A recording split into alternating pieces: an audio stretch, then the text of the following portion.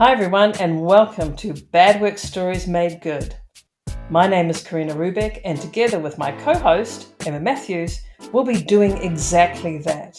In each episode, we're going to take a bad work story from our client work, the media, or even your own bad work story and get some good out of it.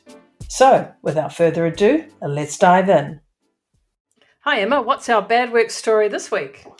Well, Karina, a friend has signed up for a project, but he hasn't heard anything back and keeps asking for information. There seems to be silence on the line. Maybe his leader's ghosting him, and the mind chatter is starting to tell him a whole raft of imaginative stories of what could really be going on behind the scenes. Oh dear, we know that's a deep, dark hole that we could all go to, isn't it? Yeah. Oh dear. I mean, I'm laughing, but that's a really unkind situation to be involved with, isn't it? Yeah. Well, my version of that for this week is a client where a leader has gone silent and solo in decision making. Another form of ghosting, if you like, or sometimes, as I like to say, the abyss of lack of communication. Yeah. And of course, the bad work story around this is how the lack of trust and transparency, sets up for a ripple, and that's not good. Totally. And I mean, we know that situations change and challenges can arise, but it's how we work with them that counts. And yet we still see and hear of leaders who assume it's their sole responsibility to make all the decisions in these moments. And, is it their lack of awareness or just their egos? I don't know. How do we make the story good, Karina? Do you really want me to answer that? Yeah. Let's go down that rabbit hole of ego, shall we? Okay, I'll be good. I'll take the high ground. I'll take the high ground. Okay, yes, please. So how do we make this good? Well, immediately a couple of things spring to mind, which is around trust, honesty, and transparency. And then the next one would be together. And, I'm nice. sure many of us have seen these values on office walls and on their websites.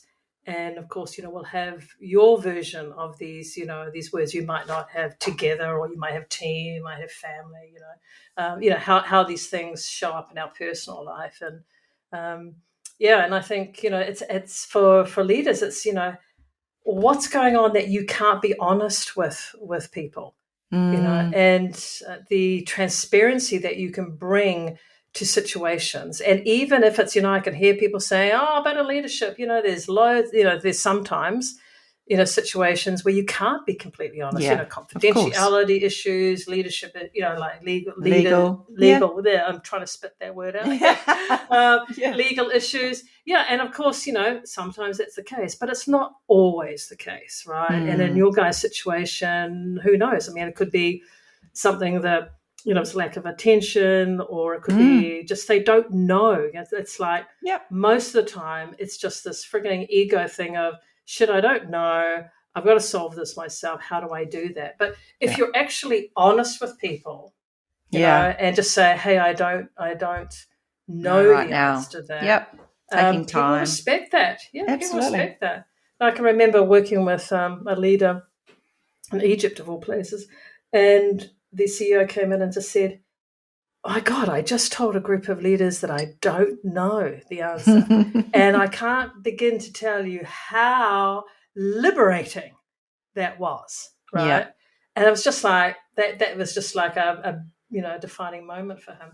Totally. Yeah, but back on this situation, actually asking yourself, like, that's the old thing, isn't it? Two heads are better than one. But in this case, I would say, let's bring the whole person intelligences in, right? How do we solve this together? And, you need to really believe that together is something that has value, right? I know, leaders who speak that, but actually don't believe it. They still think they are the one direct line to the correct answer.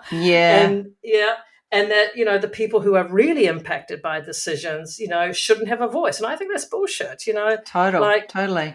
Yeah. Like trust that the group intelligence can actually lead you in that direction. And by that, I also mean your heart intelligence, your gut. How often, like you've heard something and you go, I heard something today and I thought, fuck, excuse me, I'm swearing too much. That really makes me sick. I feel sick when I read that. Yeah. It's just like a lost opportunity. And, just the wastage of that opportunity to get creative about solving things. Yeah. And even, to take maybe potentially a more extreme view would be even my dog Rocky, who's lying at my feet, could give me some form of answer, right? Absolutely. He could run around, he could do something, he'd point me in a direction of something. Give you some inspiration, right? Something. Absolutely. Yeah. So yeah. I'm rambling on. Total magic.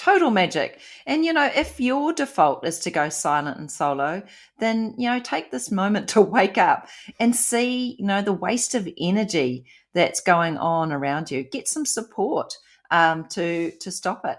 And definitely what Karina is saying, tune into your whole being, which, will bring so much more awareness. As I say, some incredible ideas, the creativity will flow. Add your care, remembering that, you're not alone. You've got others around you and they care for you too. So, this expands beyond that. And this is something that you can practice and learn. And just as that leader that Karina was talking about earlier, gosh, the actual release that can come from knowing you're not on your own when you have to do this. You don't have to go there on your own.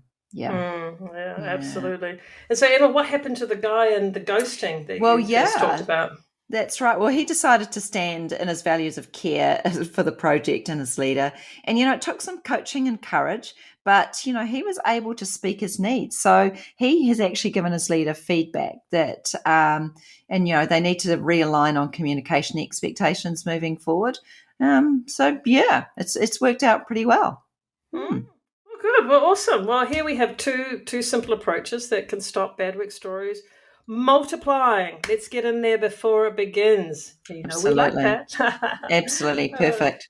Cool. See you next time. Thanks for listening to Bad Work Stories Made Good with Emma and Karina. We hope you enjoyed this episode and that the perspectives we had shared stimulate your thinking and are a catalyst for your own reflections and actions. If you have a bad work story you would like to share, get in touch at help@badworkstoriesmadegood.com. And if you enjoyed or have some feedback, please leave a review. We appreciate it. Till next time, may all your bad work stories be made good.